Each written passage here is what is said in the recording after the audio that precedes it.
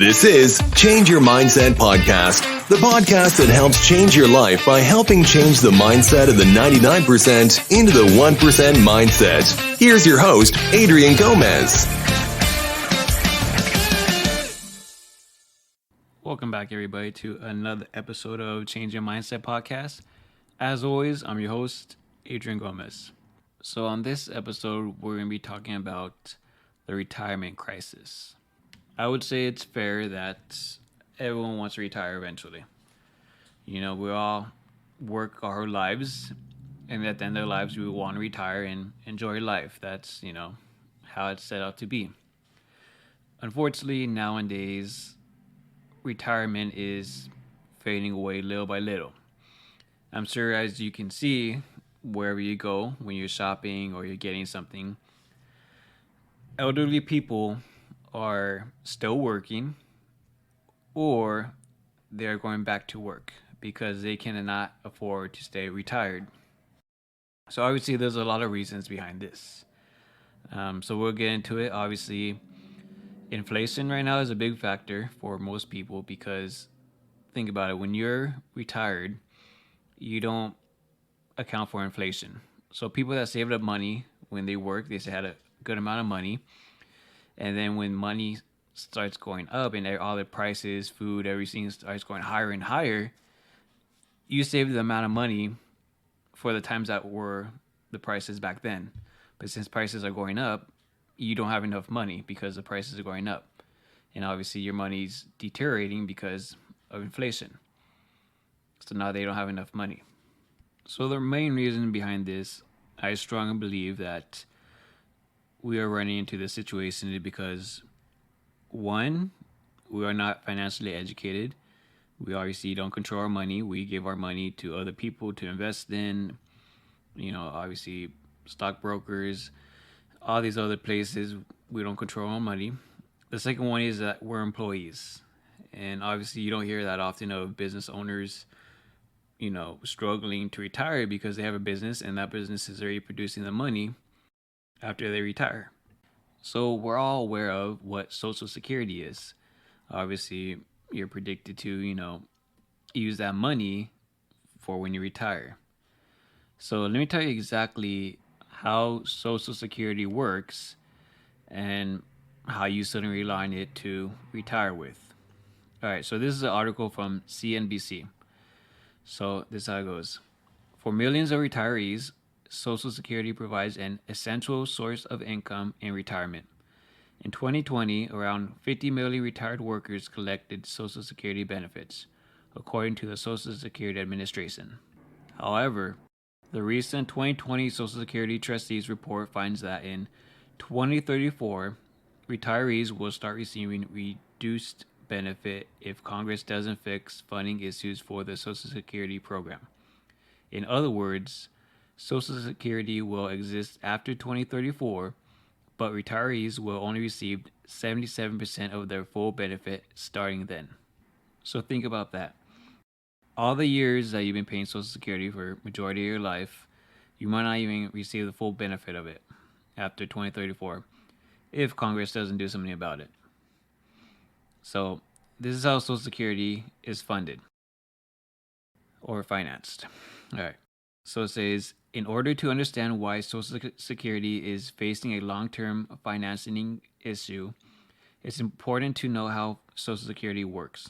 First off, Social Security is funded through payroll tax deductions. These payroll taxes are taken directly out of an employee's paycheck and are paid by both employees and employers. In 2022, payroll taxes apply up to $147,000 of an individual annual income. The payroll tax rate for Social Security is 6.2%. That means that employees pay 6.2% and employers pay 6.2%. Self-employed people will pay the entire payroll tax rate of 12.4%. When a worker pays their Social Security payroll tax, that money doesn't go to a specific Social Security fund allocated just for them. Current workers are paying into a system that pays for the benefits of all current retirees. So just think about that as well. Obviously, to popular belief, when you're paying Social Security, it's not going to specifically your retirement. You're paying for somebody else's retirement. That's how the system works. So I'm gonna get into it even deeper with this. So right now we are paying for majority of the people are retiring now is baby boomers.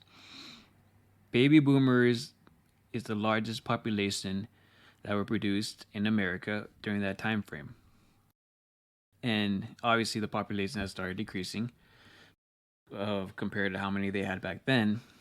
But since all these baby boomers, when they start retiring, that's first of all a huge load out of the workforce.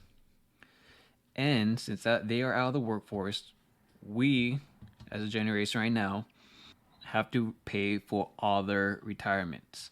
But the problem with this is there's not enough people to pay for this because back then they had a larger amount of people that were produced. But now, since there's less people, we can't pay for everybody's retirement because there's more of them not working and less of us working.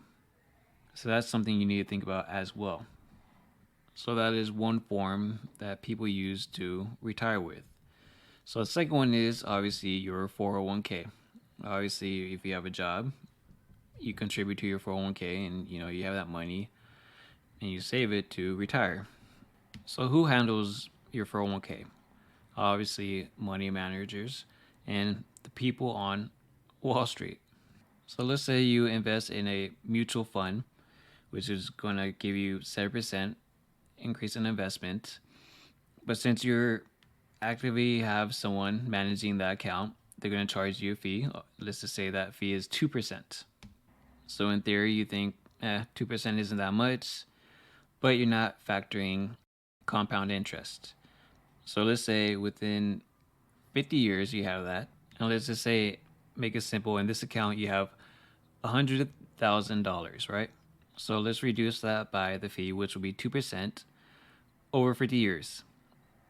So that fee will cost you, that would be taking out your 100,000 would be negative $63,242.73. So you would be left with $36,757.27 after the 2% fee. And if you don't believe me, you can do this on a compound calculator and you'll get the same results. It's insane that these fees that they're charging, you think 2% is not that much, but over the years, it does add up, as you can see. And even to add on to this, majority of the time you don't control your money in 401k. Obviously, you're letting a third party usually handle your money. So whatever they invest in, which most of the time you don't even know what it is. And the problem with this is whether you make or lose money, it doesn't matter to the person or broker, whoever is handling your money, 401k, whatever it is, they're still getting paid. So to them, in theory, it doesn't really matter if you make or lose money. To them, they're still getting paid. That's why it's so hard to trust people now, because they really don't care if you make money or lose money, because at the end of the day, they're still getting their paycheck. They're still getting the money because you're paying the fees. So at the end of the day, it screws you over. So that's why you should always manage your money, know where your money is going. And it's very important to know this. But that's my 2 cents. Like I said, whatever you do with your money, that's on you. That's your money. I'm never going to tell you what to do with your money. That's always going to be your decision. It's your money. You do as you please. And this for this podcast, this is not financial advice. I'm not telling you what to do with your money. This is just financial education. So please always do your due diligence, no matter what, when it comes to money and finances. As we go along the 401k route, since the 401k is based off the stock market, if the stock market is doing bad, like right now, the stock market isn't doing good, so your 401k is going to go down. So if the stock market goes down, your 401k will go down. And obviously, if the stock market is good, your 401k will go up. As like I said, your 401k and the stock market go hand in hand. Whatever the stock market's doing, that's how your 401k will be doing. So the people right now that have the 401k and they plan on retiring maybe this year or next year, since their 401k went down, they lost money and now they can't use that money to retire with anymore because the stock market went down. So it's hard for them to retire now because they already lost money. And that's why they have to stay in the workforce. And that's another tool that people use to retire with, which is the 401k. So that's why it's very crucial to know when you rely on things like the 401k and your Social Security, you're relying on the government and for the system to do what it does. And you're pretty much taking a gamble.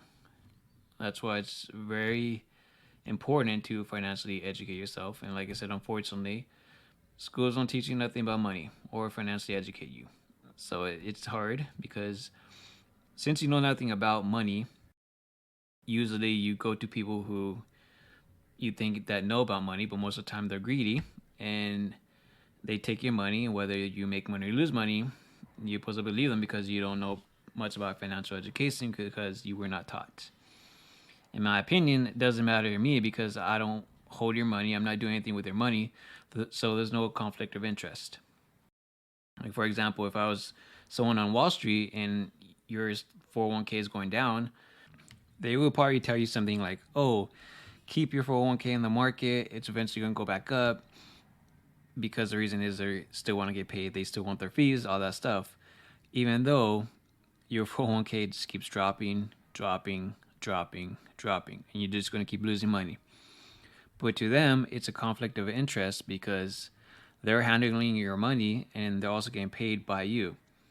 So think about that. I personally obviously don't have a 401k.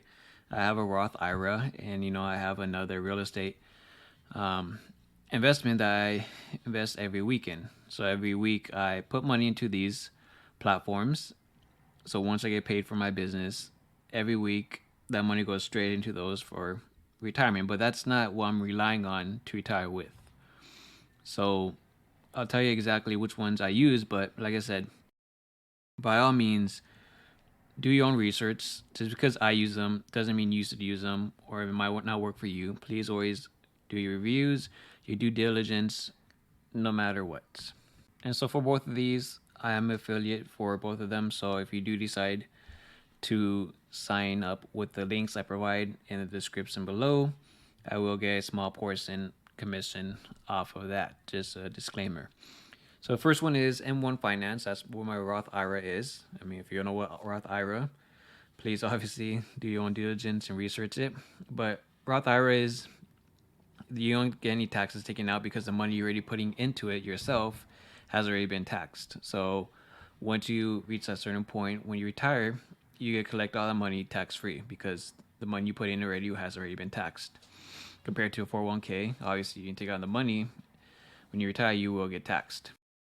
But obviously, if you're not familiar with them, there's a lot of obviously videos on YouTube if you want to take that route. But like I said, I use M1 Finance for my Roth IRA, and it's like a portfolio, so it's like a pie, and you can put whatever stocks you want to put into it, or e-REITs, whatever you want to put into it. Maybe let's just say you want to overall the whole pie, you just want to put 100% into the S&P 500. Maybe you just want to rely on the stock market. If the stock market goes up, it goes up. It goes down, it goes down.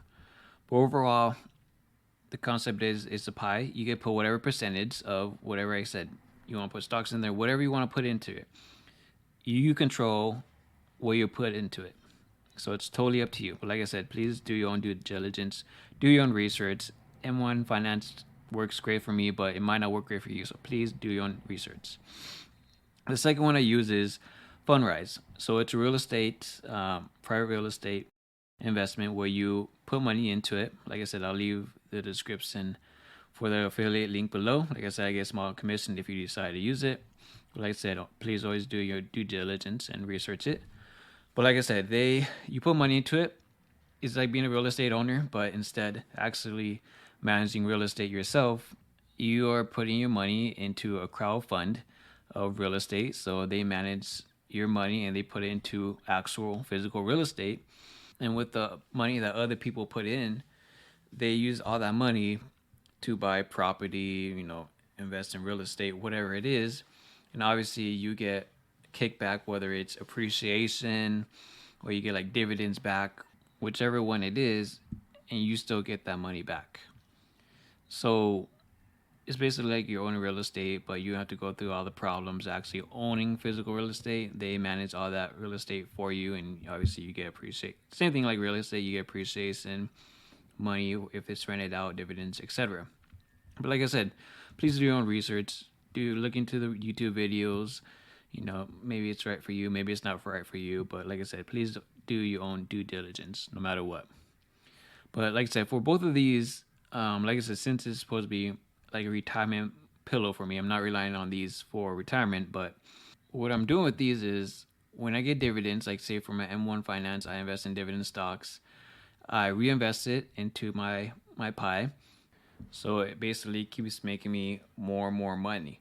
So every time I get paid for dividends, goes back into it, and it just keeps building up. So it's like an endless cycle of compound interest. Same thing with Fundrise. I do the same exact thing. So when I ever get dividends from the real estate that they invested in, I reinvest it back into Fundrise. So it makes me more and more money. So think about it when you're compounding your money. So think about it like a little snowball. So you're at the top of the hill and you push the snowball down the hill, and as time goes by, the snowball gets bigger, bigger, bigger, bigger. Obviously, this is going to be over for amount of years, but overall, the concept is that you do a small amount and it gets bigger, bigger, bigger, bigger. That's how you build your wealth with that. But like I said, with both of these, there are ups and downs. Like I said, for M1 Finance, you're investing in the stock market. There's going to be ups and downs. Fundrise, you're investing in real estate. There's going to be ups and downs. So please make sure you're aware of that. I'll leave both affiliate links below. But like I said, there's other apps out there or other websites you want to use. Totally up to you. Like I said, just please do your own due diligence no matter what. But with that being said, going back to what I said about I'm not relying on these two to retire with. Same thing what my father did. He saved a lot of money. He worked basically for himself. He was pretty much like a contractor, sole proprietor in a way. And he saved money, and he didn't have a 401k, nothing like that, but he did save a good amount of money. But the money he saved would not have been enough to retire with. So what he did was, with the money he saved, he started a business. Obviously, like I said, starting a business is risky. You might go bankrupt. You might make millions of dollars. Depends how much hard work you want to put into it. And like I said, being an entrepreneur, it's not for everybody. It's a lot of hard work, but it is meant for some people. But like I said, this is what he did, and he started the business when he was 50 years old, closed it when he was 65. During that time frame, all that money he accumulated from the business, he retired with that money. The business bought him a house, bought him his car. The business pretty much paid for a lot of stuff, but obviously it was a successful business. So instead of relying on a 401k or Social Security, which he does collect, but instead of relying on those, he took matters into his own hands and did something himself and didn't rely on the government. And if he did not do that, he would still be working till this day. So like I always say, you can't rely on the government. You gotta take your own finances into your own hands. You gotta do the work yourself, and you gotta self-educate yourself. Because at the end of the day, no one's gonna do it for you. And if you let someone else handle your finances, most of the time, you're gonna lose money because it's a conflict of interest. And that just shows you the difference between the rich and the poor. The rich are entrepreneurs. They start businesses, real estate. The poor are employees. And as you can see, entrepreneurs don't struggle with retirement. Employees do. So that's the main difference. And obviously, like I said, financial education is very crucial to your success, to your life, to everything. So I hope this podcast was very valuable, and people realize that retirement is getting harder and harder to actually retire, especially with all the inflation going on and people not preparing for retirements. So hopefully you take this into consideration and think about it and think about handling your money and know where your money is going, etc. So I appreciate you listening to podcasts. As always, share with others. Hopefully helps them educate them as well. And follow the podcast on whichever platform you're listening to. I appreciate it as always. Thank you guys again. Take care. Bye-bye. Thank you for listening to Change Your Mindset podcast. Be sure to tune in every week for a new episode. As always, change your mindset to change your life.